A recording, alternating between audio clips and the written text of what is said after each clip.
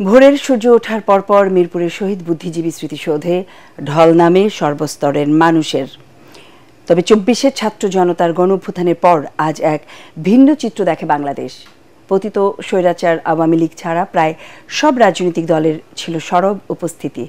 এসবে শ্রদ্ধা জানিয়ে বিএনপি মহাসচিব মির্জা ফখরুল ইসলাম আলমগীর বলেন, গণতন্ত্র এবং গণহত্যা করে আওয়ামী লীগ জনবিচ্ছিন্ন হয়ে গেছে। মোহাম্মদ মহসিনের ক্যামেরায় আদিন সজীবের রিপোর্ট।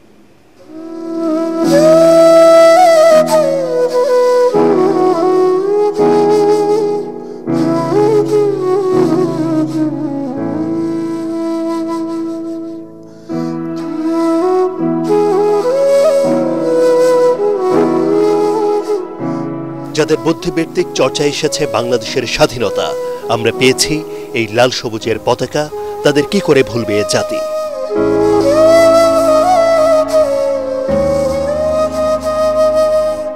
দেশের সূর্য সন্তানদের স্মরণে বুদ্ধিজীবী সমাধিস্থলে তাই ছুটে এসেছেন নানা দল, মত, ধর্মবর্ণের মানুষ।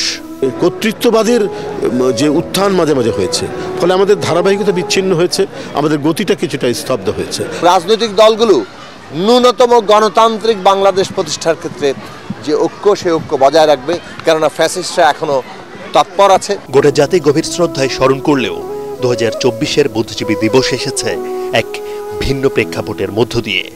ছাত্র জনতার রক্তের বিনিময়ে আওয়ামী দুঃশাসনের পতন হয়েছে এই বাংলায়।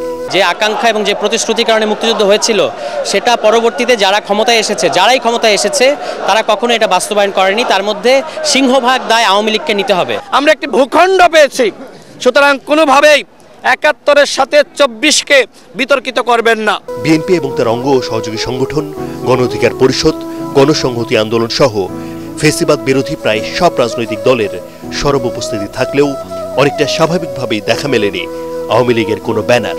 যারা গণতন্ত্রকে হত্যা করেছে, যারা মানুষকে হত্যা করেছে, গণতান্ত্রিক স্বাধীনতা মানুষদেরকে যারা স্বাধীনতায় বিক্রি করে দিয়েছে, তারা অবশ্যই জনগণ থেকে বিচ্ছিন্ন হয়ে গেছে ও সঙ্গত কারণেই আজকে তারা সেখানে অনুপস্থিত। ১৯৭১ থেকে ২০২৪ সময়টা অনেক। এবার মুক্তিযুদ্ধের আসল ইতিহাসের ঝকঝকে চেহারা দেখতে চায় বাংলাদেশ। স্বাধীনতার অনেকটা বছর হয়ে গেছে, কিন্তু এখনো বৈষম্যহীন বাংলাদেশের জন্য জীবন বাজি রাখতে হয় এদেশের ছাত্র, শ্রমিক, জনতা সবাইকে। কিন্তু কেন এমন জুলাই বিপ্লব করতে হবে একটা সুন্দর বাংলাদেশের জন্য, যেখানে বৈষম্য থাকবে না? এই প্রশ্নটা যখন উঠছে তখন সবাই মনে করেন আর নয়, আর একটা প্রাণও যেন না ঝরে। সবাই মিলে, সব রাজনৈতিক দল, মত, পার্থক্য থাকতে পারে, কিন্তু ভিন্নতা থাকলেও সবাই এক হয়ে দেশের প্রয়োজনে দেশকে এগিয়ে নেওয়ার জন্যে কাজ করে যাবে। তাহলেই এই বাংলাদেশ হবে আমাদের কাঙ্ক্ষিত বাংলাদেশ। আদিন সজীব, এটিএন বাংলা, ঢাকা।